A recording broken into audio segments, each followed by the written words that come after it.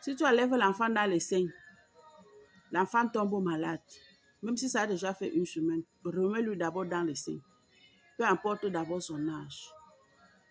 Et tu lui demandes les excuses et tu causes avec lui avant de l'enlever là-bas. Tu risques de perdre ton enfant.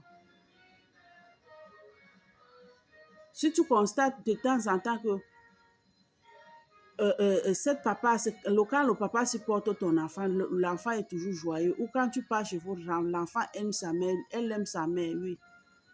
C'est juste une connexion. Ne dis pas que comme mon enfant aime ma tante, mon enfant aime ma grande soeur, c'est ma grande soeur qui doit m'élever, ma grande soeur. Non, c'est toi qui dois élever ce bébé-là, c'est toi qui l'as accouché, c'est juste une connexion. Les enfants de tous âges, aujourd'hui là, c'est leur journée. Tu constates que cette nourriture, l'enfant s'il n'aime pas la nourriture, s'il vient de toi-même. Ne dis pas que comme mon enfant ne mange pas ceci, il n'aime pas ceci, il n'aime pas ceci, que toi-même tu aimes. Il n'aime pas ceci, je ne fais plus ceci. Non, tu dois faire. Ça vient de toi dans son ventre. Le jour là que tu avais c'est un exemple. Et c'est ça.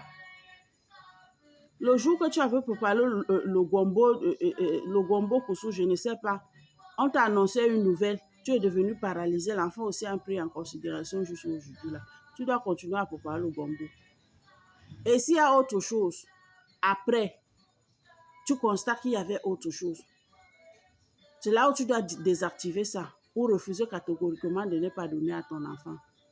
Tu constates que depuis que tu as baptisé l'enfant, si l'enfant ne fait que pleurer, rentre là où tu lui as baptisé et remets-le entre les mains de la personne qui l'avait baptisé et rentre encore avec l'enfant.